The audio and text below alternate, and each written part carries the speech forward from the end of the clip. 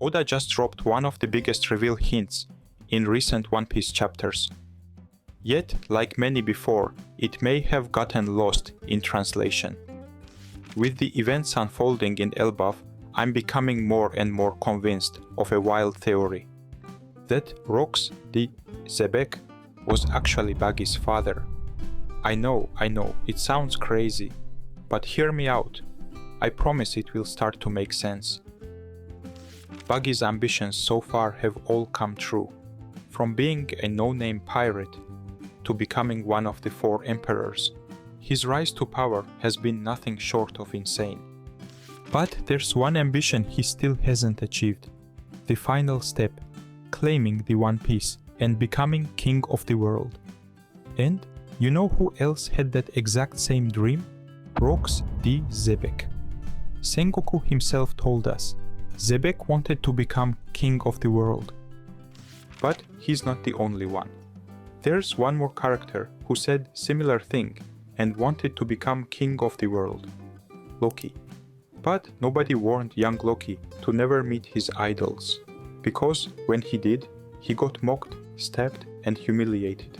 Just like Loki was disappointed that day, I think I'm about to disappoint a lot of fans with the truth about Gol D Xebec. So here's what we know. Loki met Xebec, and it went horribly wrong. He got stabbed. Even Whitebeard was stunned. He asked, "You seriously pulled a blade on a kid?" Like he disapproved to what Xebec did. But here's where the translation changes everything. The word Oda used for the blade was hamono. Now, this word rarely means blade. It usually refers to a kitchen knife.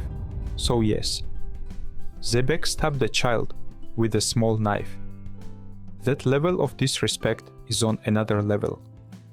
But here's the twist. We've seen similar weapons used before, and ironically, both times, they were used on Zoro. The first time, Mihawk, who fought with Zoro using a tiny dagger, saying, "I do not hunt rabbits with cannons." The second time, Buggy, who stabbed Zoro from behind. Just like Loki was stabbed by Xebec, Zoro and Loki both were stabbed from behind, with a small blade. This parallel is no coincidence, it gets deeper. When Luffy met both Zoro and Loki, they were chained up, called demons, feared by everyone, warned that freeing them would lead to his death. But Luffy, being Luffy, trusted them anyway, because he has that guts feeling that's never wrong. He even fed both of them before freeing them. These connections, this kind of layered setup, that's where Oda's storytelling really shines. So, if Xebec stabbed Loki and Buggy stabbed Zoro, then perhaps Buggy is more like his father than he realizes, and it doesn't stop there. There's a reason Buggy hides behind makeup, not just to look like a clown. Why would anybody sane do that? But to hide something deeper, his identity. Remember, he kept it a secret for years that he was a member of the Roger Pirates. He never told anyone he sailed with Gol D Roger, or even knew Shanks. He hid that truth, just like he hides the truth about his real father. There's another pirate who was ashamed of his father too. Podcast the Ace. Ace, the son of Gol D Roger. Buggy, the son of Gol D Xebec. Roger and Xebec, the 2 greatest rivals of their era. And their sons, both hiding their names. Both raised by enemies of their fathers. Roger was executed 24 years ago, and just before his death, he asked Garp, his greatest rival, to raise his son, Ace. Why? Because he feared that the world would discover Ace's identity and kill him, because of who Roger was. Now, let's go back even further.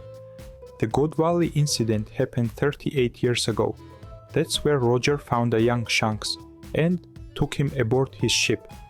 But there was one more child who grew up with Shanks on the same ship. Buggy.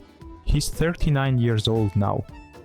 Could it be that just as Roger entrusted his son to his greatest enemy, Gol D Xebec did the same thing? What if Xebec entrusted Buggy to his biggest rival, Gol D Roger? We never see Xebec again after God Valley, so whatever happened there, it's highly likely he died. And if that's the case, maybe he asked Roger to raise Buggy, because children are not responsible for the sins of their parents. And perhaps, like Ace, Buggy hid his identity, starting with the clown makeup, hiding his face so no one would recognize him as Xebec's son. And that would make perfect sense. Anyone who held a grudge against Xebec might have tried to kill Buggy out of revenge. Hell, Xebec even attacked celestial dragons, that alone would have been the reason. Now let's look at Buggy's first meeting with Ace. Why did those two characters even have to meet? Narratively, what was the point?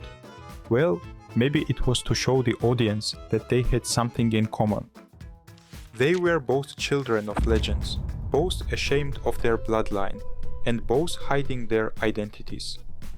Let's talk about Rocks D Xebec's crew. 9 powerful members. 3 of them would go on to become Yonkos. But the manga made something else clear. Rocks wasn't just a threat because of his crew.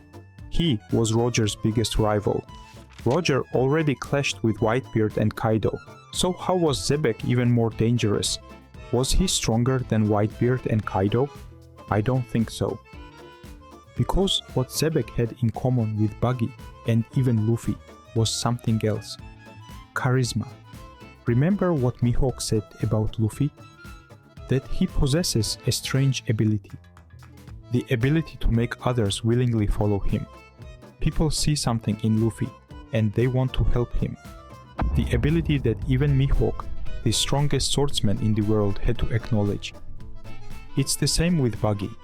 Why else would so many prisoners join his cause? Why would Crocodile and Mihawk, 2 of the most fearsome pirates in the world, ally with him? Because, like Luffy and like Xebec before him, Buggy has that spark, that X factor. It's not power, it's presence. During the God Valley incident, Xebec convinced the most powerful pirates of his era to join his cause. Now, in this generation, Crocodile and Mihawk have allied with Buggy. The parallels are undeniable. And both Xebec and Buggy did something unthinkable. They declared war on the world government. Xebec tried to steal their treasure and directly attack the celestial dragons. The situation was so dire, they had to call in Garp to stop it. Buggy, he declared bounties on marine leaders. He's leading Cross Guild and turning the tables on the world government, not through brute strength, but through charisma and mad ambition. Unless we get more continuity about Xebec's powers, these patterns suggest something deeper, that he might have been just like Buggy. His obsession with treasure, that connects too. Buggy has always chased Captain John's treasure, and Captain John was one of Xebec's crewmates. Buggy was searching for Captain John treasure on a skull-shaped island, and Hachinosu is also shaped like a skull. And in chapter 1081, Garp flat out says, Hachinosu was once the stronghold of the Rocks pirates. Xebec attacking God Valley because he heard it held a great treasure, that fits perfectly. Just like Buggy, his obsession was not with domination through force, but through ambition and treasure. And that brings us back to Buggy's ambitions.